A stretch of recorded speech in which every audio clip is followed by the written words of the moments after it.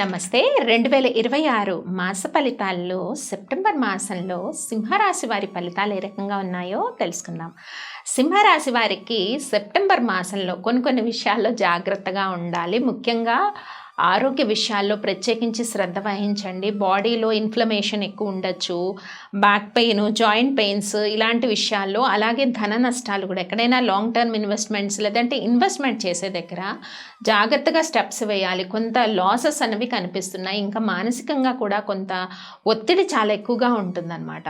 సింహరాశి వారికి మాసంలో ఆలోచనలు, విసుగు, చికాకు, కోపము ఇలాంటివి ఎక్కువగా చుట్టుముట్టే అవకాశం ఉంది. ముఖ్యంగా ఖర్చుల విషయంలో జాగ్రత్త వహించండి.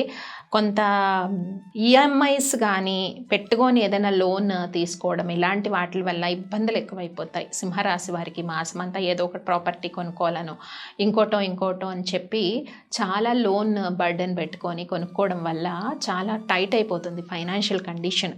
కాబట్టి జాగ్రత్త వహించండి.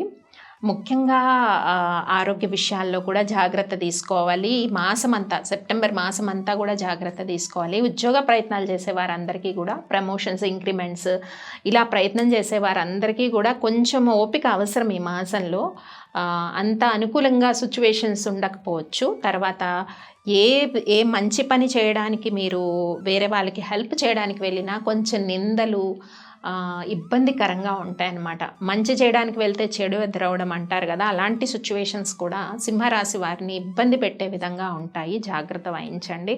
కొంత ఎవరైతే నైబర్స్, కొలీగ్స్, ఫ్రెండ్స్ ఉంటారో వాళ్ళు కొంచెం మ్యానిపులేట్ చేయడానికి కూడా అవకాశం ఉంది. ఒక విషయాన్ని మీరు మంచి డిసిషన్స్ తీసుకుంటూ ఉంటే దాన్ని మ్యానిపులేట్ చేసి వాళ్ళకు అనుగుణంగా మార్చుకోవటానికి కానీ, కన్ఫ్యూజ్ చేయడానికి కానీ, ఫైనాన్షియల్ గెయిన్స్, లాంగ్ టర్మ్ ఇన్వెస్ట్మెంట్స్లో కానీ, లాంగ్ టర్మ్ ప్లానింగ్స్ చేసుకునేటప్పుడు ఆ బెనిఫిట్ మీకు రాకుండా వాళ్ళు అడ్డుపడే సిచ్యువేషన్ ఉంటుంది.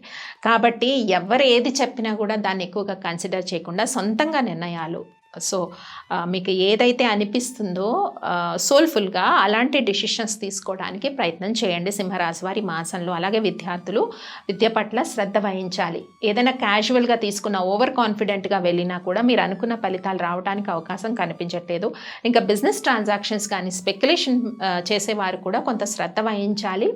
అప్ అండ్ డౌన్స్ అన్నవి, ఫైనాన్షియల్గా అప్ అండ్ డౌన్స్ అన్నవి మాసంలో ఎక్కువగా కనిపిస్తున్నాయి. చాలా శ్రద్ధగా అడుగులు వేయాలి, జాగ్రత్తతో అడుగులు వేయాలి అన్న సిచ్యువేషన్ కనిపిస్తుంది. ఇంకా మ్యారేజ్ అలయన్స్ కోసం ట్రై చేసే వాళ్ళకు కూడా కొంత జాప్యం కనిపిస్తుంది. సంతాన విషయాలు లో కూడా కొంత శ్రద్ధ వహించండి. సంతానం కోరుకున్న దంపతులు కరెక్ట్గా పరిహారాలు చేస్తే కానీ సత్ఫలితాలు ఉండవు. ఇంకా వివాహ ప్రయత్నాలు చేసే వారికి కూడా కొంత జాప్యం కనిపిస్తుంది మాసంలో. కాబట్టి ఇందాక చెప్పినట్టు కేర్ఫుల్గా డిసిషన్స్ తీసుకోవాలి. కన్ఫ్యూజింగ్ కాకుండా చాలా కేర్ఫుల్గా స్టెప్స్ వేయడం అనేది ఇంపార్టెంట్. ఈ మాసంలో కొంత వెంకటేశ్వర అష్టోత్తరము, గోవిందనామాలు, దశరథ ప్రోక్త శని శ్లోకము ఇట్లాంటివి పఠించుకోవడం వల్ల సింహరాశి వారికి మానసిక ప్రశాంతత కలుగుతుంది. స్వస్తి.